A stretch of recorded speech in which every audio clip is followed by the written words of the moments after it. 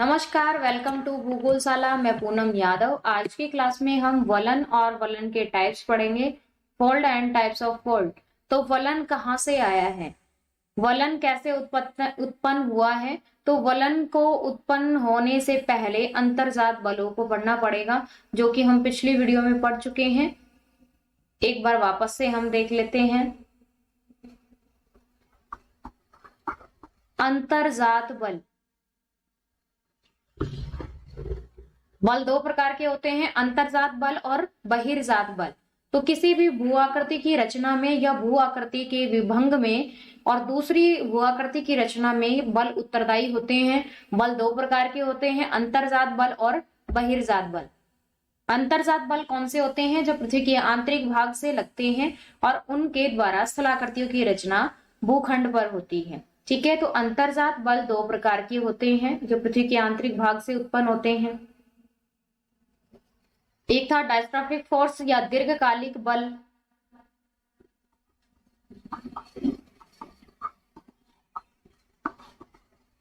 या पटल विरूपणी बल जिसे हम कहते हैं विरूपणी बल। और दूसरा है आकस्मिक बल। ऐसे बल जो पृथ्वी पर अचानक से पैदा होते हैं उन्हें आकस्मिक बल कहते हैं। भूकंप,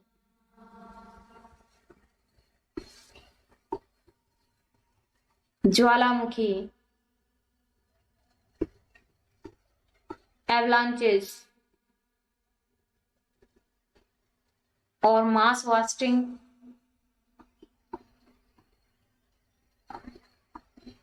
के द्वारा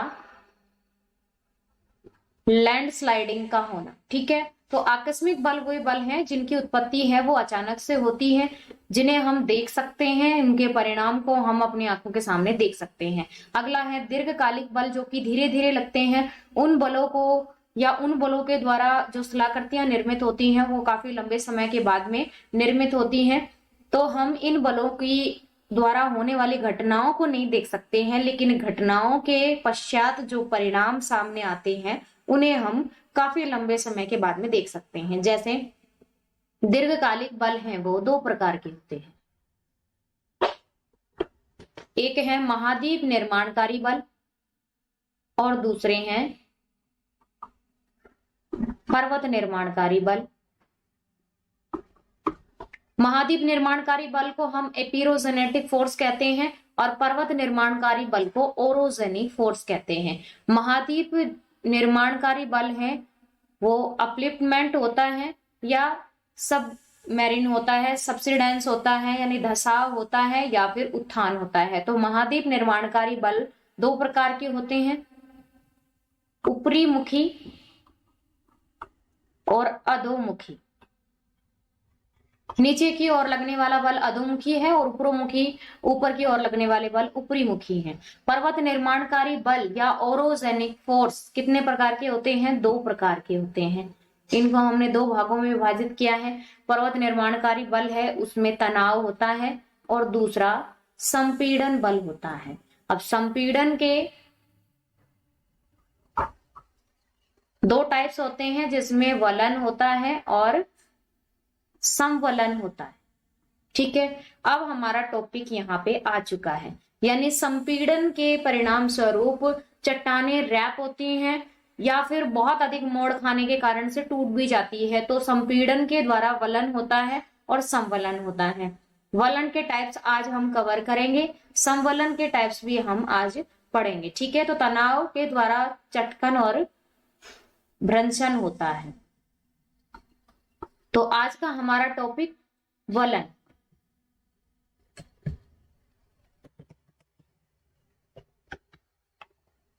तो वलन के द्वारा इस प्रकार से एक्सिस के सहारे चट्टानें हैं वो मुड़ जाती हैं। चट्टानों में बंकन होता है। एक एक्सिस के सहारे अपनति और अवनति के रूप में चट्टानें मुड़ जाती हैं। ठीक है, अब ये वलन के प्रकार हैं सिंक्लाइन और एंटीक्लाइन, मोनोक्लाइन। ठीक है, तो मोनोक्लाइन में एक भाग मुड़ता है लेकिन एक भाग बिल्कुल स्थिर रहता है। एंटीक्लाइन में ऊपर की ओर मुड़ाव होता है और सिंक्लाइन में नीचे अवनति में जमाव होता है।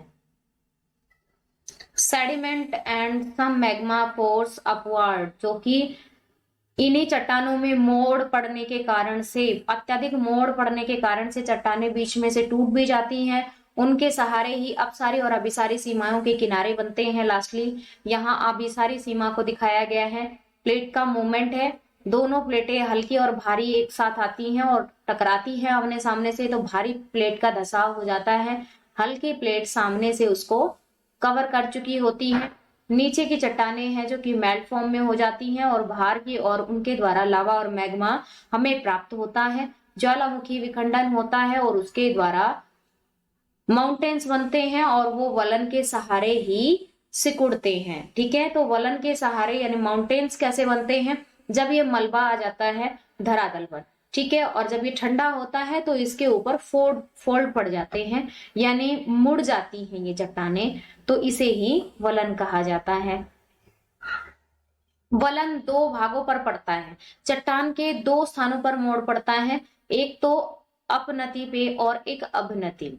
ठीक है, तो जब वलन की भुजा ऊपर की ओर मुड़ती है तो उसे हम अपनति कहते हैं, और गर्त की ओर या नीचे की ओर धसाव होता है उसे हम अभिनति कहते हैं। ठीक है, चलते हैं आगे।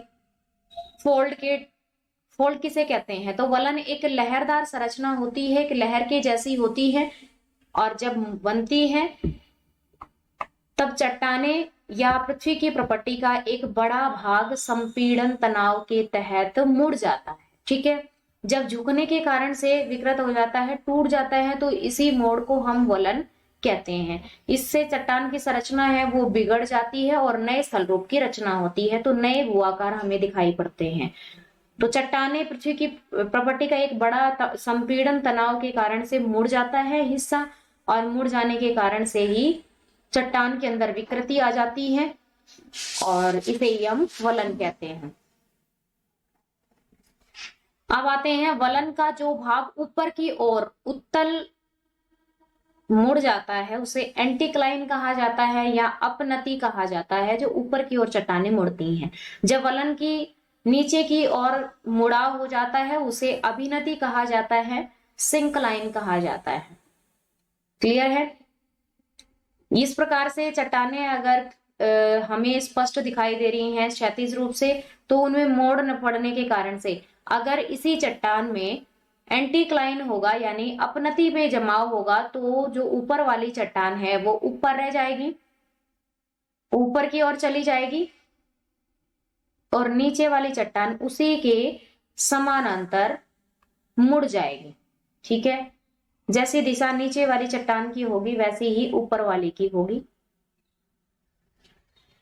सिंक्लाइन अभिनति में जमाव होता है, अभिनति में मोड़ होता है, तो अभिनति में मोड़ होगा तो नीचे फर्स्ट नंबर वाली चट्टान है वो नीचे की ओर पहले मुड़ेगी और उसके बाद ऊपर वाली चट्टान भी उसके ऊपर मुड़ जाएगी। ठीक है, अब आगे चलते हैं वलन के टाइप्स में। तो नंबर 1 अपनति वलन, एंटीक्लाइन फोल्ड। ये क्या होता है?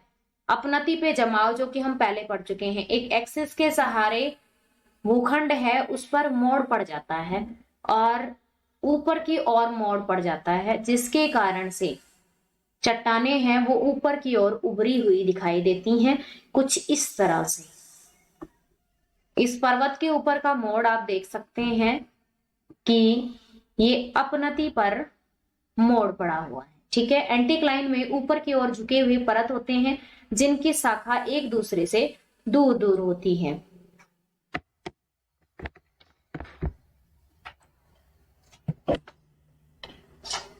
अब सेकेंड नंबर वाला अभिनति फोल्ड। ये सिंक्लाइन फोल्ड क्या होता है? तो सिंक्लाइन फोल्ड में चट्टानों के अंदर पड़ने वाला या चट्टानों के ऊपर पड़ने वाला जो मोड़ है वो नीचे की ओर मुड़ता है, तो इसमें परतें हैं वो नीचे की ओर झुक जाती हैं। सिंक्लाइन में नीचे की ओर झुकी हुई परतें होती हैं जिनके कारण से एक दूसरे की ओर, आप इस पिक्चर में क्लियरली देख सकते हैं कि ऊपर से नीचे की ओर चट्टानों पे मोड़ पड़ा है। क्लियर है। आगे देखते हैं सममित मोड़ या असममित मोड़। तो वलन के दो टाइप्स हैं, जिसमें सममित मोड़ और असममित मोड़, यानी सममित वलन और असममित वलन। अब सममित वलन क्या होता है? जब वलन की दोनों भुजाएं बराबर आकृति में, दोनों भुजाओं का जो मोड़ है वो बराबर होता है, यानी ये एक्सिस है और इसके सहारे दोनों ओर चट्टाने हैं वो बराबर आकार में झुक रही हैं। दोनों ओर एक्सिस के सहारे दोनों ओर भुजाएं बराबर रूप से मुड़ती हैं, बराबर रूप से झुकती हैं, तो उसे हम सममित मोड़ कहते हैं या सममित वलन कहते हैं। तो सममित वलन वह भाग होता है जिसका अक्षीय तल ऊर्ध्वाधर होता है और भाग शाखा समान रूप से झुकाती है। ठीक है। इस मामले में या इस तरह की प्रोसेस में अक्षीय तल के वलन में दो बराबर हिस्सों में विभाजित करती है, और यदि दोनों भाग अलग अलग कोणों पर झुकते हैं तो यह असममित वलन होता है। यानी असममित वलन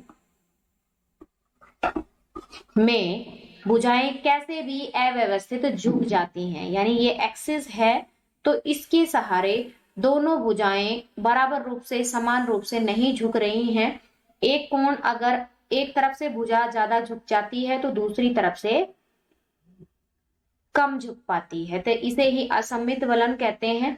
और सममित वलन में दोनों भुजाएं बराबर रूप से झुकती हैं। समझ गए होंगे। आगे चलिए। मोनोक्लाइन, इसमें एक भाग तो वलन को प्राप्त कर रहा होता है और दूसरा भाग बिल्कुल भी नहीं मुड़ता है। यह वह वलन है जिसमें केवल एक भाग मुड़ा होता है। यह ऐसा प्रकार है जब चट्टान का परत का अचानक झुक जाना होता है, निचले स्तर पर मूल रुख को फिर से शुरू कर देता है। ठीक है। यहाँ हल्का सा मुड़ाव फील हुआ और उसके बाद में चट्टाने हैं वो बिल्कुल सपाट सी हो गई हैं। ठीक है। तो मोनोक्लाइन हल्का सा उभार होता है, पिक्चर में देख सकते हैं, ऐसे हल्का सा उभार होता है और फिर बाकी सामान्य की चट्टाने प्राप्त हो जाती हैं। अगला है अवनमन वलन। अब ये देखो, यदि वलन का अक्ष क्षैतिज तल के समानांतर न होकर के और उसके साथ कोण बनाए तो उसे अवमनन वलन कहते हैं। मीन्स ये है कि वलन है वो ऊपर की ओर झुकाव हो। इन पिक्चर्स में आप देख सकते हैं कि नीचे की ओर देखने पर आपको वलन पड़े हुए दिखाई देंगे, ना कि ऊर्ध्वाधर। तो ठीक है। तो तल क्षैतिज नहीं होता है, क्षैतिज मोड़ इस प्रकार से हमें विजिबल होते हैं, अवमनन वलन कहलाता है। नेक्स्ट टाइप आइसोक्लाइन या कैरिनेट फोल्ट। ये आइसोक्लाइन फोल्ट क्या होता है? जब एक्सिस के सहारे दिशा में एक ही कोण पर झुकते हैं और मामले में दोनों भागे समानांतर रूप से झुक जाती हैं। ऊर्ध्वाधर, झुका हुआ, क्षैतिज हो सकता, ऊर्ध्वाधर या क्षैतिज दोनों ही रूपों में, लेकिन एक्सिस के सहारे दोनों भूखंड हैं वो बराबर बराबर झुकते हैं। ठीक है। तो दोनों तरफ बनने वाला कोण है वो बिल्कुल इक्वल होता है, यानी 90 डिग्री एंगल इनका एक्सिस होता है और उसी के सहारे जो चट्टाने हैं वो बिल्कुल बराबर बराबर रूप से झुकती हैं, ऐसे।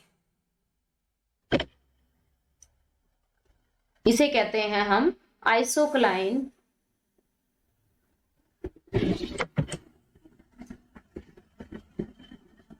अब देखिए प्रतिवलन। प्रतिवलन में क्या होता है कि वलन की एक भुजा अधिक मोड़ पड़ जाती है और दूसरी वाली में कम पड़ पाता है, तो जिसके कारण से एक ही दिशा में असमान रूप से भुजाएं हैं वो झुक जाती हैं। ठीक है। तो हमें प्रतिवलित चट्टाने प्राप्त होती हैं, जैसे चट्टान का एक भाग ऊपर धंस जाता है, ऊपर की ओर मुड़ जाता है और दूसरा नीचे वाले की तरफ लगभग क्षैतिज हमें दिखाई पड़ता है।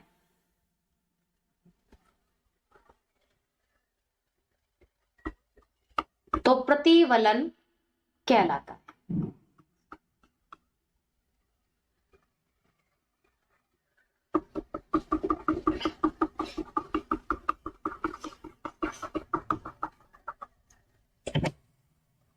नेक्स्ट टाइप है परिवलन।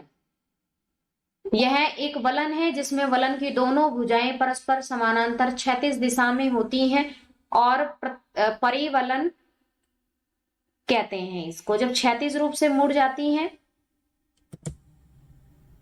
प्रतिवलन की तरह ही मुड़ जाती है। तो प्रतिवलन में जो बनने वाला जो मोड़ है, पड़ने वाला जो मोड़ है, वो लगभग विपरीत भी हो जाता है, उसे हम प्रतिवलन कहते हैं। और परिवलन में चट्टाने हैं वो बिल्कुल एक दूसरे के समानांतर और भी अत्यधिक वलन पड़ जाता है, और जिसके द्वारा एक वलन की भुजा है वो दूसरी वलन की भुजा के बिल्कुल समानांतर फैल जाती है, परिवलन कहलाती है।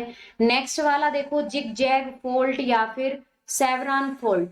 ये कौन सा होता है? यह एक तीक्ष्ण कोणीय शिखर या गर्त वाली वलन होती है। आप पिक्चर में देखिए कि लगभग वी शेप वैली वाली, तो उल्टी वी शेप वैली और सीधी वी शेप वैली की अगर हम देखें तो लगभग इस प्रकार की समाकृति देखने को मिलती है। चट्टानों के अंदर वलन पड़ रहा है जो तीक्ष्ण कटक की तरह नुकीले शिखरों और नुकीले भागों की तरह मुड़ जाती है। अलौकिक वलन का टाइप से यह एक प्रकार का वलन है जिसमें परत शीर्ष पर पतली और गर्त में मोटी होती है। ऐसी वलन असामयिक अवसादन के कारण से, यानी लगभग इसमें चट्टाने हैं वो एक परत की तरह से धसाव या वलन को प्राप्त कर रही होती हैं। वलन स्पर्श रेखा दबाव पर निर्मित होती है और शिखरों पर परत को धीरे धीरे लंबवत रूप से ऊपर उठाते हैं। मोटे गर्त धसने और तलछट के बड़े संचय के कारण से ये वाले बनते हैं। तो अलौकिक जो वलन होते हैं उसमें मलबा या तलछट कुछ इस तरह से अपनति और अवनति में जमा होता है। नेक्स्ट है डोम फिल्ड या क्वाकवर्स फोल्ट या पेरिक्लाइन। कैसे बनता है? तो डोम फील्ड में केंद्रीय रूप से उठाए गए रॉक बैंड का, ठीक है, इस प्रकार से चट्टाने उठ जाती हैं। एक सेट होता है जो गुंबद नुमा आकार में वलन को प्राप्त करता है। आप देख सकते हैं इसमें चट्टाने हैं वो बिल्कुल गोलाकार आकृति में मोड़ खा रही हैं। ये वाली रॉक्स है का टाइप एक है, ये वाली रॉक्स का टाइप एक है। तो जब ज्वालामुखी हमें प्राप्त होता है तो ज्वालामुखी के द्वारा जो चट्टाने हैं वो अलग अलग फॉर्म में आती हैं। तो अलग अलग प्रकार की चट्टाने हैं वो लगभग गोलाकार शेप में ही चारों तरफ जाकर के जमा होती हैं। तो जमा होने के कारण से अलग अलग टाइप्स के ही उनमें वलन एक ही प्रकार का गोला बना करके मुड़ता है, जिसे हम कंपाउंड एंटीक्लाइन भी कहते हैं। तो गुंबदों के नष्ट हो जाने के बाद पुरानी चट्टाने आपस में नई चट्टाने दिखाई देने लगती हैं। अगला देखिए, बेसिन या फिर सेंट्रोक्लाइन बेसिन। ये कैसे बनता है? बेसिन फोल्ट में चट्टान की परत का एक सेट होता है जो कि अलग अलग टाइप्स की चट्टाने होती हैं और केंद्र में नीचे की ओर धसाव इनमें होता है। गोलाकार या अंडाकार आकार हो सकता है। केंद्रीय रूप से लिए गए ऊर्ध्वाधर खंड में वलन एक सिंक्लिनल विशेषता को प्रदर्शित करता है। इसी कारण से इस वलन को सिंक्लाइन या कंपाउंड सिंक्लाइन भी कहा जाता है। तो इस प्रकार से एक कंपाउंड सिंक्लाइन होता है, उसका हाफ पार्ट भी हो सकता है जो बीच की ओर धसा हुआ होता है। लगभग इसी से सिमिलर फोल्ड होता है।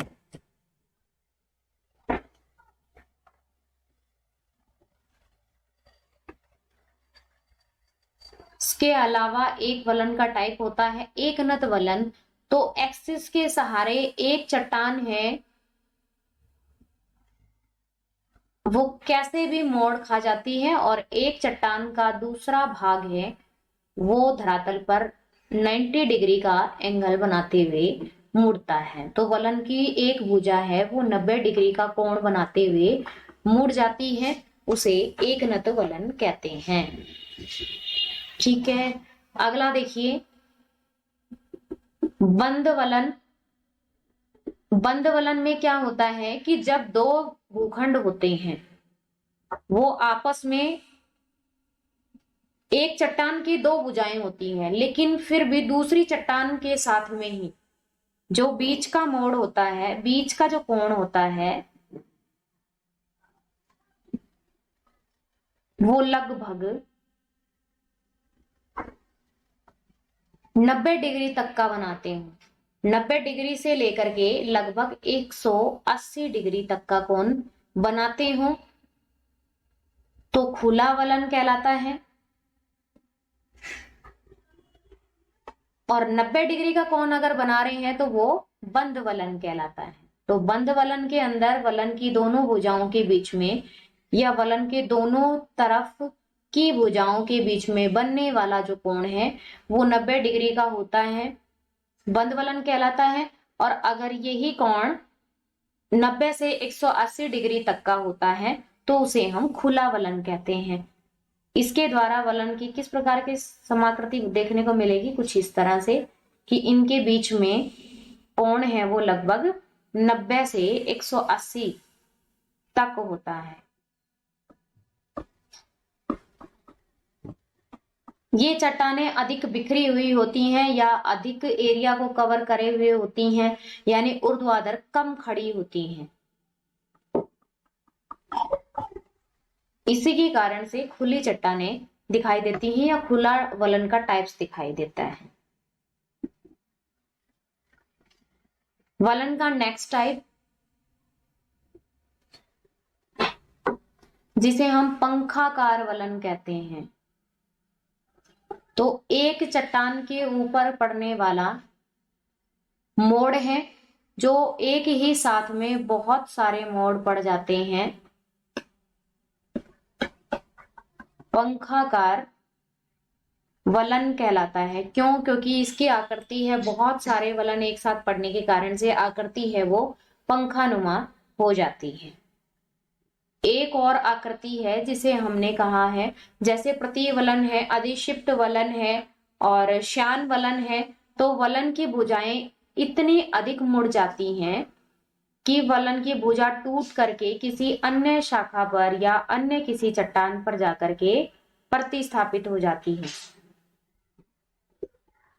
जिस चट्टान पर प्रतिस्थापित होती है उस चट्टान का किसी प्रकार का संबंध उस चट्टान से नहीं होता है जो कि अभी हमारे पास आई है, यानी किसी अन्य जो चट्टान है वहां से ये भाग टूटा है और जिस चट्टान पर प्रतिस्थापित हुआ है उसमें इस प्रकार की संरचना बिल्कुल भी नहीं पाई जाती है।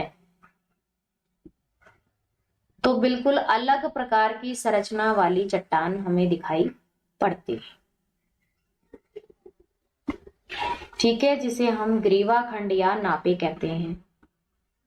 चट्टान का ऐसा टुकड़ा जो टूट करके किसी दूसरी चट्टान के ऊपर जाकर स्थापित हो जाता है। अब आते हैं संवलन पे। तो संवलन क्या होता है? जब चट्टानों के ऊपर मोड़ पड़ता है। ठीक है, वलन एक हाई टाइप्स का मोड़ होता है, लेकिन संवलन में अपनति और अवनति में ही मोड़ आता है। 3 प्रकार से मोड़ पड़ता है।